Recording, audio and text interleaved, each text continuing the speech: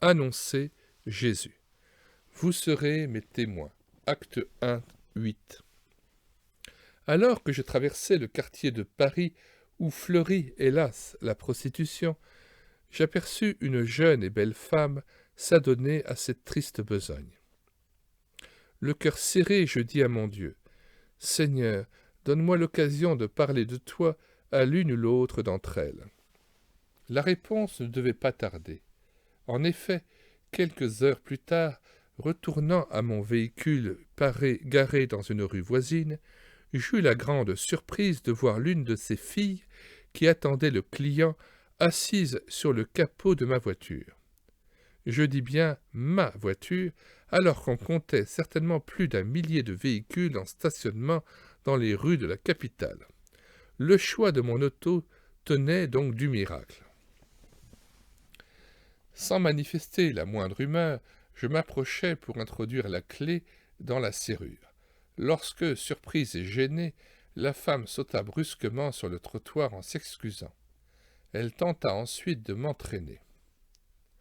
Je me gardai d'entamer la conversation comme je croyais devoir le faire autrefois, c'est-à-dire en dénonçant avec vigueur son péché dans le genre « Vous n'avez pas honte d'accomplir ce travail ?» La belle m'aurait lâché sans attendre le reste. Au contraire, sans formuler de reproche mais en lui souriant, je lui demandai « Êtes-vous réellement heureuse dans ce boulot ?»« Ah, faut bien gagner sa vie. » C'est vrai. Je n'insistais pas sur ce point, mais, en la regardant, je m'exclamai.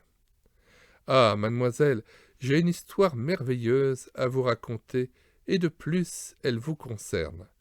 Vous voulez que je vous la raconte ?» Elle parut acquiescer, plutôt étonnée. Alors je lui annonçai la bonne nouvelle de Jésus, lui faisant le récit, je dis bien le récit, de son passage sur la terre, depuis sa venue dans notre monde, jusqu'à son prochain retour. Elle m'écouta jusqu'au bout, sans broncher, puis me dit un peu émue, « Vous savez, aujourd'hui, je suis allé brûler un cierge dans l'église voisine. » C'était donc une âme inquiète, sans doute consciente de son péché, et que le récit d'un sauveur offrant sa vie pour elle avait touché et rappelé à l'ordre. Je ne sais ce qu'il est advenu de cette personne. Une chose est sûre, c'est que je ne l'ai plus revue alors qu'elle tenait le coin de la rue tous les jours. Peut-être aurai-je la joie de la retrouver dans le ciel auprès du Seigneur. La plupart des chrétiens qui souhaitent témoigner de leur foi ne savent trop que dire à leur interlocuteur. Faut-il les entretenir du péché, de la détresse des hommes, ou leur parler de Dieu, de Jésus-Christ? Les évangélistes eux-mêmes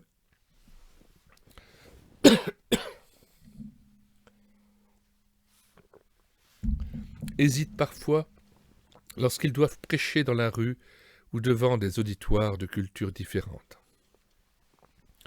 En 1968, à l'occasion d'une retraite, il me fut demandé de préciser quel devait être le contenu d'un message d'évangélisation ou quelle vérité il importait de mentionner au cours d'une conversation avec une personne qu'on souhaitait conduire à Jésus. D'emblée, je pensais qu'il me suffisait d'ouvrir un livre de doctrine et d'en relever les points essentiels pour répondre à l'attente de mes auditeurs. Puis, perplexe et sans doute poussé par Dieu, j'eus l'idée de relire le livre des Actes, comme un enfant qui ne sait rien et veut être instruit sur la façon d'annoncer la bonne nouvelle. En note 1, le livre des Actes contient une vingtaine de passages d'inégale longueur. Les découvertes que je fis m'humilièrent et me réjouirent à la fois. En tout cas, et à ma grande surprise, je compris que j'avais bien mal prêché l'Évangile jusque-là, alors que depuis 25 ans, j'allais d'église en église pour inviter des pécheurs à rencontrer le Christ.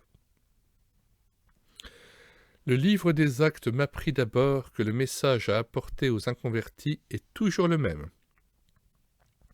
Qu'il s'agisse des enfants ou des adultes, chapitre 26, 22, des Juifs ou des païens, 26, 20, 20, 20 et 21.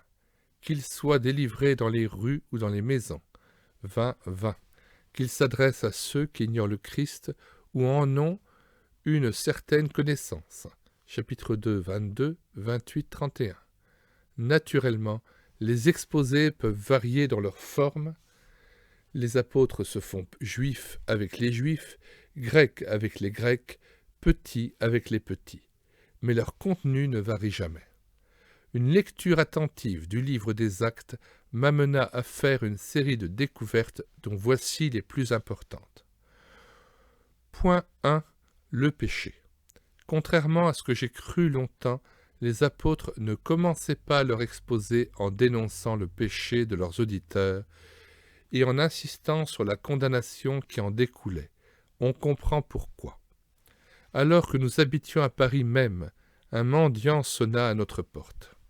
Je le priai d'entrer, et lorsqu'il passa devant moi, je sentis qu'il avait bu. Je l'introduisis dans mon bureau et commençai à le chapitrer d'importance, en lui disant, entre autres, « Vous ne sortirez pas de votre misère, vous resterez dans le malheur si vous continuez à boire. » Que fit alors mon bonhomme? Il se leva brusquement et se dirigea vers la sortie. Et c'est en le voyant descendre l'escalier que je fus repris. J'avais l'impression que Dieu me disait « Comment? C'est tout ce que tu avais à lui dire ?» Si j'avais sermonné la prostituée comme j'avais morigéné le clochard, elle aussi aurait filé sans attendre un instant de plus. Lorsque nous abordons les personnes que nous voudrions gagner au Seigneur, gardons-nous de les humilier en leur disant, du haut de notre sainteté, « Vous êtes des pécheurs, vous vous dressez contre Dieu, vous devez vous courber devant lui. » Que sais-je encore? Imitons les apôtres qui avaient autre chose à dire. Établir le contact avec nos interlocuteurs et obtenir leur confiance est essentiel et nous voulons être écoutés, si nous voulons être écoutés. Prêcher une personne. Fait essentiel. Les apôtres prêchaient le Sauveur plus que le salut. Ils annonçaient la bonne nouvelle de Jésus. Chapitre 5, 42, 8, 5 et 35, 11 et 20, plutôt que la bonne nouvelle du salut. Note 2. Jésus dit à Zachée qui vient de l'accueillir dans sa demeure. Le salut est entré aujourd'hui dans ta maison. Luc 19, verset 9. Autrement dit, recevoir Jésus, c'est recevoir le salut. Le salut est donc une personne, à savoir le Fils de Dieu. Prêcher Jésus, c'est prêcher le Sauveur, le salut. Il présentait une personne, la personne du Fils de Dieu, sans infliger à leur auditeur un cours de doctrine. Voyez Philippe, il descendit en Samarie et il prêcha le Christ. Acte 8, verset 5. Attristé sans doute de n'avoir pu parler de Jésus à l'Aréopage, Paul, se rendant à Corinthe, prit une ferme résolution. Je n'ai pas eu la pensée de savoir parmi vous autre chose que Jésus-Christ et Jésus-Christ crucifié. 1 Corinthiens 2, verset 2. Pourquoi est-il essentiel de prêcher une personne plutôt qu'une doctrine? Parce que les pécheurs sont appelés à plaider coupable et à capituler devant le Fils de Dieu. Ils ne sont nullement invités à adhérer à une doctrine, acte purement intellectuel qui les dispenserait de la repentance. Et puis, une doctrine, ça se discute. On en prend et on en laisse, on la confronte avec la sienne, tandis qu'il faut choisir, ou bien accueillir le Christ Sauveur, ou bien lui tourner le dos en refusant son autorité. Tout est là. Je reconnais avoir trop longtemps prêché de la doctrine, ou plus exactement brossé le plan du salut en m'appuyant sur l'épître aux Romains. J'oubliais que cette belle épître, destinée surtout à des chrétiens, est précédée de 4 évangiles qui nous relatent la vie de Jésus. S'il n'est pas inutile de citer quelques éléments de doctrine, il est cependant nécessaire et capital d'évoquer en premier lieu la personne est l'œuvre du Fils de Dieu, à l'instar de l'apôtre qui s'efforçait d'enseigner ce qui concerne le Christ Jésus, chapitre 28, verset 31. Une histoire à raconter. Devant des Juifs, chapitre 2, ou devant des non-Juifs, chapitre 10, l'apôtre fait ce que nous oublions généralement de faire, c'est-à-dire présenter Jésus, dire qui il est, raconter sa vie et rappeler ses œuvres d'amour. L'apôtre Pierre, s'adressant pour la première fois à des païens, rappelle tout simplement une série de faits. Son exposé est un récit. Il allait de lieu en lieu faisant du bien. Ils l'ont tué en le pendant au bois. Dieu l'a ressuscité le troisième jour. Chapitre 10, versets 34 à 46, etc. Placés devant des gens qui avaient côtoyé le Seigneur ou qui l'ignoraient totalement, les apôtres ne se croyaient jamais dispensés de raconter sa vie, de préciser qui il est, ainsi que son œuvre rédemptrice, accomplie pour nous. Même dans nos pays dits christianisés, ils sont innombrables les gens qui, parmi nous, les immigrés par exemple, n'ont jamais entendu parler du Fils de Dieu et sont totalement ignares à son sujet. Et que de gens vaguement religieux ont des notions erronées sur sa personne et sur son œuvre. Ici, je vous suggère d'examiner le contenu de plusieurs tracts d'évangélisation. Vous noterez que certains de ces imprimés, quoique fort bien faits, évoquent longuement les problèmes et les souffrances de l'homme ou autres banalités ressassées dans les journaux, pour se terminer par quelques lignes d'appel au salut, où paraît enfin noyé dans le texte le nom de Jésus, presque toujours présenté comme s'il était connu du lecteur. Qu'il est dommage de ne pas mentionner clairement qui est ce Jésus et ce qu'il a fait. Vous conviendrez avec moi que pour se soumettre à ce merveilleux Sauveur, il importe d'abord de le connaître, ce qui suppose qu'on a pris la peine de le présenter. Une précaution qui me paraît élémentaire. Devant la croix.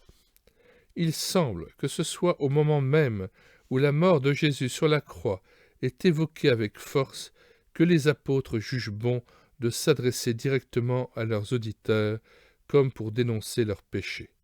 Vous l'avez crucifié, vous l'avez fait mourir par la main des impies, chapitre 2, verset 23. Vous avez renié le saint et le juste, vous avez fait mourir le prince de la vie, chapitre 3, versets 14 et 15. Pierre, s'adressant au Sanhédrin, déclare « C'est par le nom de Jésus-Christ de Nazareth que vous avez crucifié » chapitre 4, verset 10.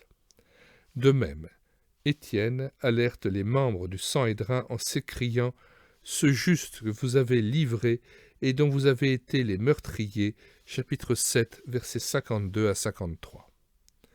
Devant des païens, pourtant attentifs et bien disposés, Pierre ne craint pas d'ajouter sitôt après la mention de la mort et de la résurrection du Fils de Dieu. Jésus nous a ordonné de prêcher au peuple et d'attester que c'est lui qui a été établi par Dieu, juge des vivants et des morts, chapitre 10, verset 42. Tout homme doit savoir et accepter qu'il est, pour sa part, responsable de la mort de celui qui a subi le châtiment à sa place.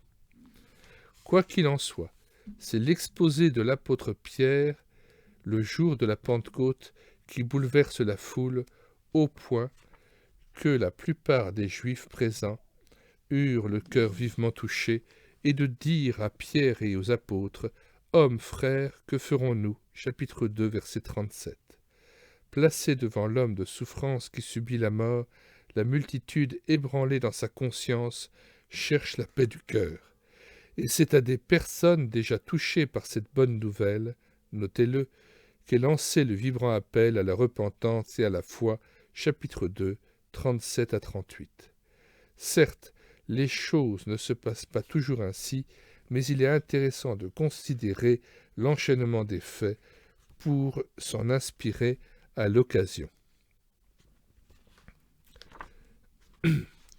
Il me fut demandé de rendre visite à une personne qui, disait-elle, avait connu autrefois une chrétienne dont elle ne pouvait oublier le visage rayonnant, bien qu'elle ne lui eût jamais adressé la parole.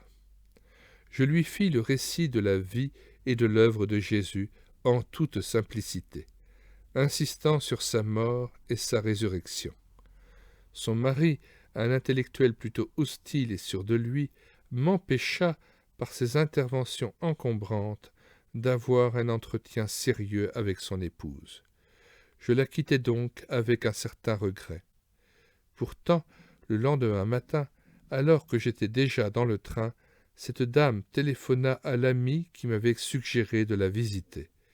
Profondément convaincue du péché, elle réclamait d'urgence la présence d'un évangéliste pour lui confesser une faute précise et faire la paix avec son Dieu, ce qui fut fait. Vérité essentielle. En proclamant la bonne nouvelle, les apôtres ne manquaient jamais de faire une large place à la mort et à la résurrection du Fils de Dieu. Beaucoup de croyants s'imaginent avoir rendu témoignage à leur maître parce qu'ils ont vaguement parlé de Dieu, d'un Dieu qui est au-dessus de nous, qui nous aime et veut notre bien. Non, c'est de Jésus que nous devons entretenir nos semblables, de Jésus mort et ressuscité, le seul nom qui était donné parmi les hommes, par lequel nous devions être sauvés. Acte 4, verset 12. Il est à remarquer qu'on n'use pas du patois de Canaan lorsqu'on raconte des faits. Ceux qui s'évertuent à servir de la doctrine courent le risque d'employer un vocabulaire ou des formules qui surprennent sans éclairer vraiment les personnes non initiées. Qu'on me pardonne cette insistance. Avant tout, parlons de Jésus, parlons-en avec passion, émerveillement même. Présentons-le comme celui qui a changé notre vie et fait de chacun de nous un enfant de Dieu en route pour le ciel. Surtout pas de sermon, mais de la joie, en disant à quiconque accepte de nous écouter « Ah, j'ai une histoire merveilleuse à vous raconter. Permettez que je vous en parle, car elle vous concerne. Il s'agit de quelqu'un qui a bouleversé ma vie. » On ne vous refusera pas d'emblée de vous entendre. Sans doute serez-vous amené à parler de vos expériences et à énoncer quelques vérités doctrinales en vous référant à la Bible. Mais ces vérités seront d'autant mieux acceptées que votre interlocuteur discernera votre intention qui est non de le gagner à vos idées, mais de le conduire à Jésus. Ne donnons jamais l'impression à notre prochain que nous voulons faire triompher notre doctrine et chercher à la lui imposer. Qu'il comprenne plutôt que notre souci est seulement d'exalter et de faire connaître celui qui nous a tant aimés. Rédigeant un journal d'enfants destiné à l'Afrique, il contenait 2 histoires du docteur White en bande dessinée. J'éprouvais le désir d'y introduire au dernier moment un bref récit de la vie de Jésus. À ma grande surprise, et peu après avoir confié les manuscrits à l'imprimeur, je reçus une lettre qui commençait ainsi. « Sans doute suis-je l'une des premières à avoir pris connaissance de votre texte, car je travaille à l'imprimerie. Mon rôle est de corriger les fautes d'orthographe. Votre petite histoire m'a plu et a retenu mon attention. » Donc, ce n'étaient ni les bandes dessinées, ni les jeux, ni les 2 ou 3 récits captivants qui l'avaient accroché, mais la petite histoire de Jésus.